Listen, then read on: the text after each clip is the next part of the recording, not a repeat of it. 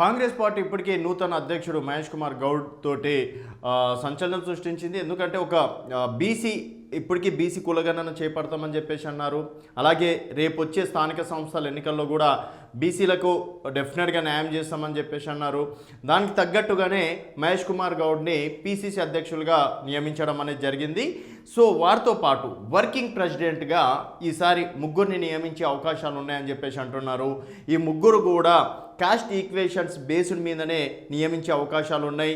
ఒకటి ఎస్సీ సామాజిక వర్గానికి, అలాగే ఒకటి ఎస్టీ సామాజిక వర్గానికి, మరొకటి ఓసీ సామాజిక వర్గానికి చెందినటువంటి నేతలకి వర్కింగ్ ప్రెసిడెంట్గా బాధ్యతలు ఇవ్వాలని చెప్పేసి కూడా కాంగ్రెస్ పార్టీ అనుకుంటున్నారు. సో ఇప్పటికీ రాష్ట్రంలో అధికారంలోకి వచ్చి దూకుడు మీద ఉన్నటువంటి కాంగ్రెస్ పార్టీ గత ఎన్నికల్లో దాదాపుగా ముగ్గురు ఎంపీలను గెలిచి ఇప్పుడు ఏకంగా 8 మంది ఎంపీలను కూడా గెలవడంలో కూడా కాంగ్రెస్ పార్టీ తెలంగాణ రాష్ట్రంలో సక్సెస్ అయింది.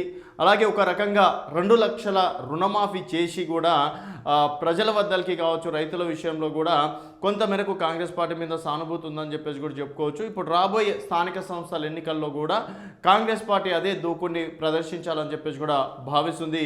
సో మొత్తానికి ఎవరా ముగ్గురు, ఎవరికి అవకాశాలు ఉన్నాయి వర్కింగ్ ప్రెసిడెంట్గా అనేది ఒకసారి చూద్దాం. పీసీసీ వర్కింగ్ ప్రెసిడెంట్లుగా ముగ్గురు నియామకానికి కాంగ్రెస్ కసరత్తు. జిల్లా కాస్ట్ ఈక్వేషన్ ఆధారంగా ఓసీ, ఎస్సీ, ఎస్టీ నేతలకు అవకాశం. ఏఐసీసీ చీఫ్తో సీఎం రేవంత్ డిస్కషన్. రాహుల్ గాంధీతో చర్చించాక ఫైనల్ చేసే అవకాశం. తొందరలోనే పీసీసీ చీఫ్ నుంచి ప్రకటన. జగ్గారెడ్డికి ప్రచార కమిటీ బాధ్యతలు ఇచ్చే అవకాశాలు ఉన్నాయని చెప్పేసి అంటున్నారు. త్వరలో ముగ్గురు వర్కింగ్ ప్రెసిడెంట్లను నియమించేందుకు కాంగ్రెస్ అధిష్టానం ఫోకస్ పెట్టింది.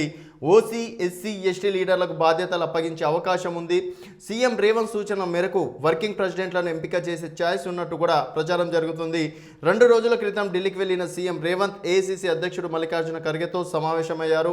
ఈ సందర్భంగా వర్కింగ్ ప్రెసిడెంట్స్ అపాయింట్మెంట్ అంశం ప్రస్తావనకు వచ్చినట్టు కూడా తెలుస్తుంది. ఏ సామాజిక వర్గం నుంచి ఎవరిని నియమించాలనే అంశంపై ప్రాథమిక కసరత్తు జరుగుతుందనేసి టాక్ ఉంది. సో మొత్తానికి ఇక్కడ మనకి దాదాపుగా కొన్ని పేర్లు కూడా రావడం అనేది జరిగింది. సో వర్కింగ్ ప్రెసిడెంట్ ఎంపిక విషయంలో ప్రాథమికంగా ఖర్గేతో చర్చించిన సీఎం రేవంత్ పీసీసీ అధ్యక్షుడు మహేష్ కుమార్ గౌడ్ త్వరలో రాహుల్ గాంధీతో డిస్కషన్ చేసిన తర్వాత తుది నిర్ణయం తీసుకుంటారని కూడా తెలుస్తుంది. సో మరి ఇక్కడ దాదాపుగా ఇక్కడ వర్కింగ్ ప్రెసిడెంట్లుగా ఓసీ, ఎస్సీ, ఎస్టీ వర్గాలకు అవకాశం ఇవ్వాలని భావిస్తుంది. ఎస్టీ వర్గం నుంచి మహబూబాబాద్ ఎంపీ బలరాం నాయక్ పేరు ఫైనల్ అయినట్టు కూడా తెలుస్తుంది. ఓసీ వర్గం నుంచి మాజీ ఎమ్మెల్యే వంశేందర్ రెడ్డి, అలాగే భువనగిరి ఎంపీ చామల కిరణ్ కుమార్ రెడ్డి పేర్లను పరిశీలిస్తున్నట్టు సమాచారం. ఏఐసీసీ లీడర్లు వంశీ వైపు మొగ్గు చూపుతున్నట్టు కూడా తెలుస్తుంది. ఒకవేళ ఆయనకు వర్కింగ్ ప్రెసిడెంట్ బాధ్యతలు అప్పగిస్తే పార్టీ వ్యవహారాలు బాధ్యతలను అప్పగించే అవకాశం ఉన్నట్టు కూడా తెలుస్తుంది. సో ఇక్కడ మనం ఇప్పుడు చూసుకున్నట్టయితే బీసీ సామాజిక వర్గానికి చెందినటువంటి గౌడ్ సామాజిక వర్గానికి చెందినటువంటి మహేష్ కుమార్ గౌడ్ ప్రస్తుతం పీసీసీ అధ్యక్షులుగా ఉన్నారు. అలాగే వారితో పాటు పీసీసీ అధ్యక్షులతో పాటు ముగ్గురు దాదాపుగా వర్కింగ్ ప్రెసిడెంట్లను నియమించాలనుకుంటుంది. అందులో ఎస్టీ సామాజిక వర్గం నుంచి బలరాం నాయక్ పేరు దాదాపుగా ఖరారైనట్టు కూడా తెలుస్తుంది. ప్రస్తుతం బలరాం నాయక్ మహబూబాబాద్ ఎంపీగా ఉన్నారు. అలాగే గతంలో కేంద్ర మంత్రిగా కూడా చేశారు. అలాగే ఒకానొక దశలో పీసీసీ అధ్యక్షులుగా బలరాం నాయక్ పేరు కూడా ఫైనల్ అయినట్టు కూడా తెలిసింది. కాకపోతే క్యాస్ట్ ఈక్వేషన్లో భాగంగా ఒక బీసీ సామాజిక వర్గానికి ఇవ్వాలని చెప్పేసి మహేష్ కుమార్ గౌడ్ పేరు ఫైనల్ అయింది. సో వర్కింగ్ ప్రెసిడెంట్గా బలరాం నాయక్ పేరు కన్ఫర్మ్ అయ్యే అవకాశాలు ఉన్నాయి. రెండోది వంశీచంద్ రెడ్డి.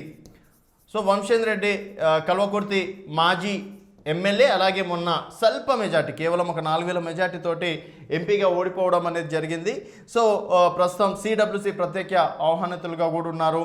అలాగే వంశేందర్ రెడ్డితో పాటు ఓసీ సామాజిక వర్గం నుంచి చూసుకున్నట్టయితే చామల కిరణ్ కుమార్ రెడ్డి ప్రస్తుతం భువనగిరి ఎంపీగా కొనసాగుతున్నారు. సో మరి చామల కిరణ్ కుమార్ రెడ్డికి ఇస్తే వంశేందర్ రెడ్డికి మరేదైనా బాధ్యత ఇవ్వాలని చెప్పేసి కూడా భావిస్తున్నారు. చామల కిరణ్ కుమార్ రెడ్డి ప్రస్తుతం ఎంపీగా ఉన్నారు కాబట్టి వర్కింగ్ ప్రెసిడెంట్గా కూడా అవకాశం ఇస్తే ఏ విధంగా ఉంటుంది అనేది కూడా పరిశీలిస్తున్నారు. కాకపోతే వంశేందర్ రెడ్డికి ఏఐసీసీ ఎక్కువగా మొగ్గు చూపుతున్నట్టు కూడా తెలుస్తుంది. అలాగే ఎస్సీ సామాజిక వర్గం నుంచి చూసుకున్నట్టయితే ప్రస్తుతం అద్దంకి దయాకర్ పేరు కూడా అంటే వినిపిస్తుంది. అద్దంకి దయాకర్ ప్రస్తుతం ప్రధాన కార్యదర్శిగా ఉన్నారు. గతంలో ఎమ్మెల్యే టికెట్ కూడా వారు త్యాగం చేశారు. ఎంపీ టికెట్ కూడా చివరి నిమిషంలో మిస్ అయింది. అలాగే ఎమ్మెల్సీగా మహేష్ కుమార్ గౌడ్ కన్నా ముందు అద్దంకి దయాకర్ పేరు ఫైనల్ అయినట్టు కూడా తెలిసింది ఆ టైంలో. తర్వాత కొన్ని కారణాల వల్ల మహేష్ కుమార్ గౌడ్కి ఇచ్చారు. సో అద్దంకి దయాకర్తో పాటు మరికొంతమంది పేర్లు కూడా ఎస్సీ సామాజిక వర్గం నుంచి వినిపిస్తున్నాయి. అలాగే జగ్గారెడ్డి ప్రస్తుతం వర్కింగ్ ప్రెసిడెంట్గా ఉన్నారు. జగ్గారెడ్డికి ప్రచార కమిటీ చైర్మన్గా ఇవ్వాలని చెప్పేసి కూడా భావిస్తున్నారు. అలాగే ప్రస్తుతం ప్రచార కమిటీ చైర్మన్గా మధుయాషి గౌడ్కి ఏఐసీసీలో స్పోక్ పర్సన్ బాధ్యతలు అప్పగించే అవకాశం ఉన్నట్లు కూడా తెలుస్తుంది. మధుయాషి గౌడ్ కూడా ఫైనల్ వరకు పిసిసి అధ్యక్షుడు ఫైనల్ వరకు రావడం అనేది జరిగింది. బట్ కొన్ని కారణాల వల్ల మాత్రం మహేష్ కుమార్ గౌడ్కి ఇచ్చారు. అలాగే ఏఐసీసీ సెక్రటరీగా ఉన్న మాజీ ఎమ్మెల్యే సంపత్ కుమార్ వర్కింగ్ ప్రెసిడెంట్గా బాధ్యతలు తీసుకునేందుకు సముఖంగా ఉంటారా? ఎందుకంటే సంపత్ కుమార్ గతంలో నార్ కర్నూలు ఎంపీ టికెట్ కూడా మల్లు రవి గారికి త్యాగం చేశారు.